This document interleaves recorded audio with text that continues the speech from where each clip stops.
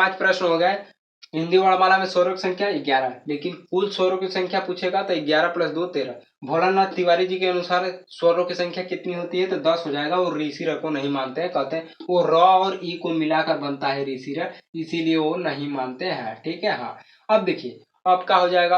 अब पूछेगा उच्चारण करके देखे हैं तो दूसरा प्रश्न घुमा के फालतू बना देगा। उच्चारण की दृष्टि से स्वरों की संख्या कितनी है तो ये देखिए क्या होती है 10 हो जाएगा। ठीक है। हाँ, अब देखिए 5वां प्रश्न पूछेगा परंपरागत रूप से क्या होती है स्वरों की संख्या कितनी है तो परंपरा यही है कि मरने के बाद 13वीं होती है तो 13वीं हो जाएगा। पक्का डिलीट हो जाएगा अगर समझ नहीं आया तो यूपी पुलिस का यह 4th क्लास है, बेहतरीन तरीके से छोड़ेंगे। आज के वीडियो में स्वर का पूजा खुलेगा। देखिए स्वर क्या होता है तो कुछ नहीं करना है, आइए स्टार्ट करते हैं। पिछले वीडियो में हमने बहुत कुछ जाना है वर्णमाला से, ये पहला ही चैप्टर चल रहा है। तो देखिए स्वर क्या होता है। स्वर एक पिता की तरह होता है। जिस प्रकार पिता किसी को अपना दुख दर्द नहीं बताते हैं और कैसे कमाते हैं कैसे क्या करते हैं, वो अपने से स्वतंत्र होते हैं। वो पिता जिस प्रकार चलने के लिए बोलने के लिए अपने आप स्वतंत्र होता है, अपने डिसीजन लेने के लिए स्वतंत्र होता है, उसी प्रकार स्वर भी स्वतंत्र होता है। किसी कोई आवश्यकता नहीं होती है इसको, ये भी चलता है बोलता है स्वतंत्र रूप से। तो जो वर्ण स्वतंत्र रूप से बोले जाते हैं तो वो वर्ण ही क्या कहलाते हैं स्वर कहलाते हैं। अब वर्ण क्या होता है। वर्ण एक क्या होती है, वर्ण कुछ नहीं होता है। अ से लेके अह तक, क से लेके ज्ञ तक ये पूरे वर्ण ही होते हैं। वर्ण के 3 ठे लइका है। मुख्यतः देखे जाए तो एक स्वर होता है एक व्यंजन, एक छोटे से लइका है अयोगवाह। ठीक है। अ के योगवा से अ और ह के योगवा से बना होता है तो अयोगवा ह। अयोगवा होते हैं अंग और अह। देखिए अ और ह के योगवा से बना है अह।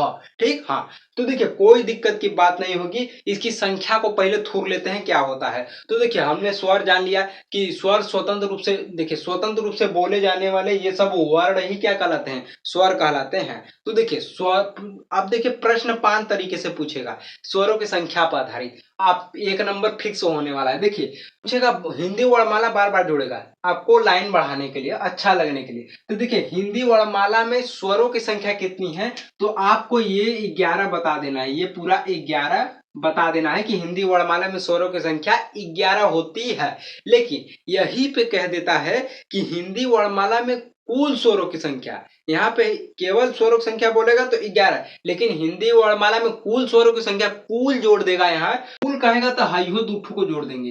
अ और ह के, अ के योगवा से बना है ह तो अयोगवा ह हो जाएगा। तो इसको भी 2 को जोड़ देंगे तो ये क्या हो जाएगा 13 हो जाएगी संख्या। ठीक है। हाँ, जैसे आप कहीं जाते हैं घूमने तो हम कहेंगे कि कितने लोग हैं तो आप कहेंगे कि 11, जैसे यहाँ पे 11 था। ठीक है। हाँ, हम कहेंगे यहाँ पे कुल कितने लोग आए हैं तो आई दोनों जो का है दोनों मिठाई खाने गया था उधर, चाउमीन मोमो बर्गर खाने गया था ये दोनों, तो इसको भी बुला के कहेंगे हाई 2 मिला और है। तो इसी प्रकार कुल कह देगा तो ये दोनों को जोड़ना होगा। लेकिन कहेगा बस हिंदी वर्णमाला में स्वरों की संख्या बस कहेगा, स्वरों की संख्या कहेगा तो 11, कुल स्वरों की संख्या कहेगा तो हाई कुल के लिए यो जोड़ना पड़ेगा दोनों। ठीक है, ये दूसरा प्रश्न हो गया। तीसरा प्रश्न कैसे पूछेगा। देखिए मान लीजिए मैं भोलानाथ तिवारी जी हूँ तो मैंने क्या किया, मैंने इनको उच्चारण करके देखा। अ आ ई, उच्चारण माने बोलना, बोल के देखा अ आ ई बड़ी उ बड़ा उ री ए ऐ ओ औ, ये सब केवल 11 को बोल के देखा क्योंकि मूल स्वर यही होते हैं। इसको तो खोज के लाए हम, अयोगवाह होते हैं, इसको नहीं। ठीक है, तो इसको 11 को केवल बोल के देखे हैं। ठीक है। हाँ, तो वो क्या कहे हैं, वो कहे हैं कि ये सब तो ठीक है, लेकिन कसम से आप बताइए आपको ऐसा नहीं लगता है कि ऋषि र को बोलने में ऐसा लग रहा है कि री री, इसमें का है कुछ मिश्रण है। तो जैसे री, जैसे मिश्र, मिश्र में री, तो देखिए श्र, तो ये मिश्र है नहीं लग रहा है। तो उन्होंने कहा कि ये र और ई का मिश्रण है, छोटकी। ठीक है, और र को भाई तोड़ दिए हैं उन्होंने। ठीक है, तो उन्होंने कहा कि स्वर पिता की तरह होता है, इसको बोलने के लिए किसी की आवश्यकता नहीं होती है। तो उसी प्रकार क्या होते हैं, इनको भी बोलने की आवश्यकता नहीं होती है। तो लेकिन यहाँ पे ऋषि र को बोलने के लिए स्वर की आवश्यकता हो रही है, किसी अन्य दूसरे की आवश्यकता हो रही है ऋषि र को बोलने के लिए, तो ये स्वर न होके व्यंजन हो जाएगा। व्यंजन देखिए पिता को हम लोग स्वर कहते हैं हिंदी में, और पुत्र को हम लोग व्यंजन कहते हैं। क्यों? क्योंकि तो स्वर स्वतंत्र होता है, ठीक है। जिस प्रकार पिता स्वतंत्र है, स्वर क्या होता है? स्वतंत्र रूप से होता है, लेकिन व्यंजन क्या होती है? स्वतंत्र न होकर दूसरे पर आश्रित होता है। मतलब यहाँ पे स्वरों की सहायता से बोले जाने वाले वर्ण व्यंजन कहलाते हैं।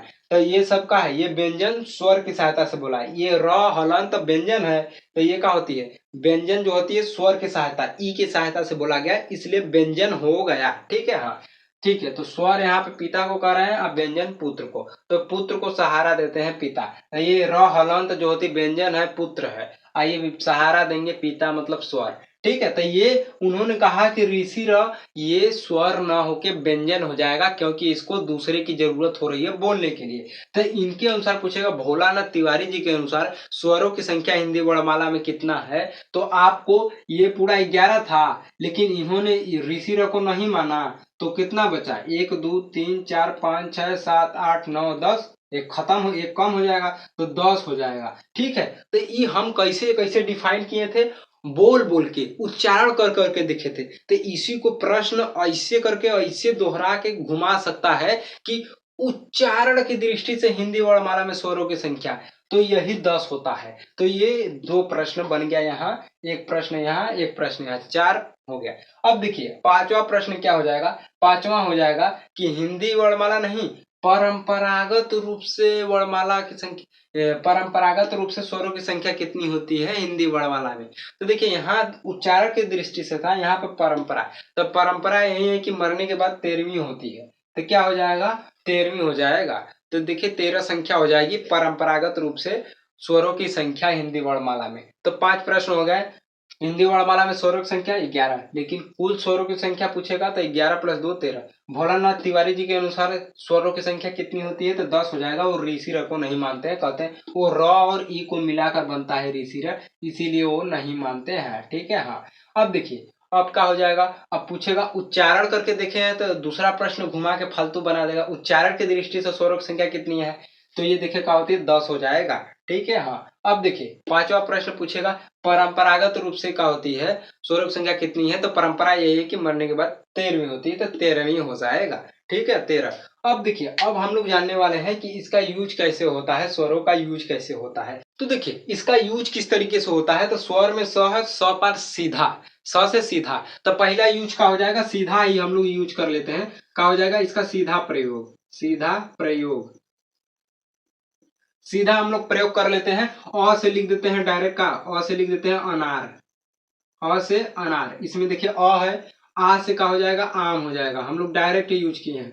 ई से देखिए क्या हो जाएगा? इमली हो जाएगा, ठीक है। हाँ, हम डायरेक्ट यूज करें। ई से क्या हो जाएगा? ईख हो जाएगा।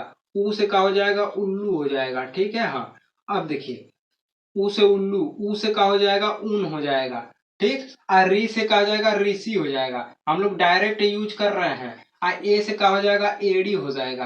आ ए से क्या हो जाएगा? ऐ से ऐनक हो जाएगा। आ ओ से क्या हो जाएगा? ओखल, ओ से ओखल। आ औ से क्या हो जाएगा? औरत हो जाएगा, ठीक है। हाँ, तो देखिए हम लोगों ने डायरेक्ट यूज कर लिया। ए अ से अनार, अनार में अ है, हर पहला अर्थो। आ से आम, आ पहला है। ई से इमली, ई से बड़ी से ईख, छोटा ऊ से उल्लू, ऊ यूज हुआ है। बड़ा ऊ से ऊन, बड़ा ऊ यूज हुआ है, डायरेक्ट यूज किया। री से ऋषि डायरेक्ट यूज किए हैं। ए से एड़ी डायरेक्ट, ए से ऐनक, ऐनक, ठीक है। ओ से ओखल, औ से औरत डायरेक्ट यूज करिए। लेकिन एक मात्रा के आधार पर ये क्या करेगा? ये पिता है, ठीक है। अब ये क्या करेगा? अपने पुत्र को सहायता देगा, मतलब व्यंजन को सहायता देगा, ठीक है। हाँ, तो ये क्या होती है? जब क्या होती है जो किसी के सहायता से, किसी की हेल्प से बोला जाता है वो व्यंजन कहलाता है, लेकिन जो किसी की सहायता नहीं लेता है, स्वतंत्र बोलता है, वो पिता मतलब स्वर होता है। तो देखिए अब ये सहायता करेगा तो मात्रा के आधार पर, अब पिता का करेंगे, सहायता करेंगे। तो मात्रात्मक रूप से क्या होती है? मात्रात्मक प्रयोग क्या होगा? तो मात्रात्मक प्रयोग यही है कि क अ तो ये है पिता यूज करें, आ ये क है, ठीक है, क हलंत, क हलंत। देखिए व्यंजन में ये हल, ये का है, ये टूटा होने के कारण हल इसे कहते हैं। जिस प्रकार हल ऐसे होता है, ऐसे ऐसे बकोड़ते हैं जमीन को, तो इसी प्रकार यहाँ पे है। तो क्या होती है? इस हल होने का इसे हलंत कहा जाता है, ठीक है। हाँ, और स्वर जो होता है अ से शुरू होने के कारण स्वर का दूसरा नाम अ, आई में च लगा दीजिए तोड़ के, तो अच्छ कहा जाता है। व्यंजन का दूसरा नाम हलंत होता है। तो देखिए क में अ जोड़ेंगे तो क व्यंजन है, आई स्वर है, स्वर की सहायता से बोला जाएगा, तो इन दोनों को मिलाएंगे तो क्या हो जाएगा, क हो जाएगा। सिंपल। हाई हाई जो टूटलका है ये हट जाएगा, ये नहीं कि हम टूटलका लगा दे, नहीं, यह हटाने के लिए तो सब कर रहे हैं। आइए देखिए आ है तो इसमें भी क है, क हलंत है तो क हलंत के कारण ये दोनों मिक्स हो जाएंगे, तो पिता पुत्र मिक्स मिल जाएंगे तो क्या हो जाएंगे, क हलंत तो हट गया, हाई आई पर आ जाएगा ऐसे। आई देखिए क है हलंत, आई ये दोनों मिल जाएंगे तो क हलंत हट जाएगा, ई का मात्रा एहर हो जाएगा। ठीक है।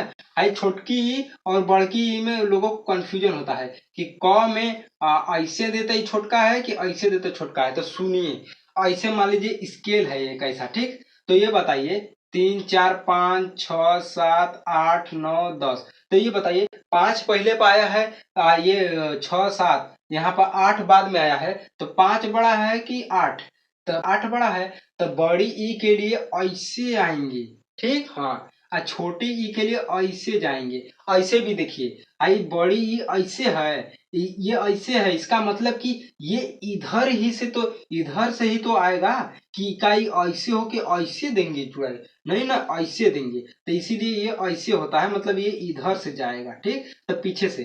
तो ये क है तो ये इधर से छोटकी पहले दे देंगे, छोटा है तो पहले दे देंगे, ठीक है, पहले गिर जाएंगे। आ क हलंत है, ठीक, हाँ, इसको मिला देंगे तो बड़ी की है तो ये ऐसे हो जाएगा। आ क है हलंत, अब छोटा उ बड़ा उ में ये भी कंफ्यूजन हो जाता है। छोटा उ और बड़ा उ में क्या कंफ्यूजन होता है, ये कंफ्यूजन होता है कि ये ऐसे दें कि ऐसे दें, ये दिक्कत होती है। तो बड़ा उ बनाया कैसे जाता है, ऐसे बनाया जाता है, ऐसे, ठीक है, हाँ, ऐसे ही ना बनाया जाता है, ऐसे करके, तो ऐसे बनाया जाता है। तो ये खुदा बता रहा है कि आपको बड़का उ के लिए टांग ऐसे तोड़ना है, और छोटका उ भी खुद बताता है कि छोटा उ में टांग कैसे तोड़ना है, ये हृदय है ऐसे ना, तो ऐसे तोड़ना है, ठीक है, हाँ, तो ये हो जाती है, इसका छोटका उ का ऐसे और बड़का उ का ऐसे, ठीक है, हाँ। तो देखिए क हलंत है और छोटका उ है, तो छोटका उ का बताता है ऐसे मुड़ी ऊपर होगा, ठीक है, हाँ।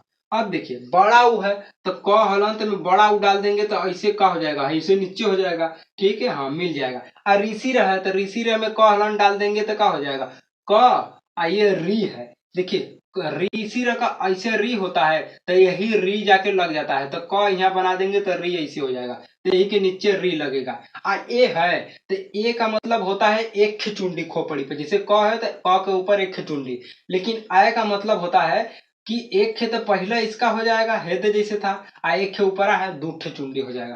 तो देखिए क हलंत का मतलब ये दोनों मिलेंगे तो क्या हो जाएगा, एक चुंडी हो जाएगा ऊपर, ठीक है, लेकिन हाई ए वाला मिलेगा क हलंत में तो क्या हो जाएगा, दू ठे चुंडी हो जाएगा। आ ओ का मतलब की का हो जाएगा, क हलंत है, ये मिलेंगे तो हाई आई जो है ऐसे ऊपर चला जाएगा, ठीक, ये क ऊपर का होती है, ये क हलंत में मिलेंगे तो ये दू ठे चुंडी हो जाएगा इस पे, क और दू ठे चुंडी, ठीक है। तो यही था, देखिए हम लोगों ने सिंपल समझा है क्या होता है, समराइज कर देते हैं। नेक्स्ट वीडियो में हम लोग जानेंगे कि अ आ ई बड़ा उ ऋषि र ए ऐ ओ औ बोलने के लिए शरीर का कौन सा अंग मुख का यूज होता है, थूरेंगे बेहतरीन तरीके से ट्रिक से। तो देखिए माइंड कॉन्सेप्ट होना चाहिए। हम लोगों ने आज के वीडियो में क्या जाना है, आज के वीडियो में जाना है स्वर पिता की तरह होता है, स्वतंत्र होता है। जिस प्रकार पिता किसी को कोई बात शेयर नहीं करते हैं, स्वतंत्र रूप से अपना डिसीजन लेते हैं, स्वतंत्र रूप से काम करते हैं, उसी प्रकार स्वर भी क्या होता है, स्वतंत्र होता है, जो बिना किसी आवश्यकता के, बिना किसी सहायता के बोला जाता है।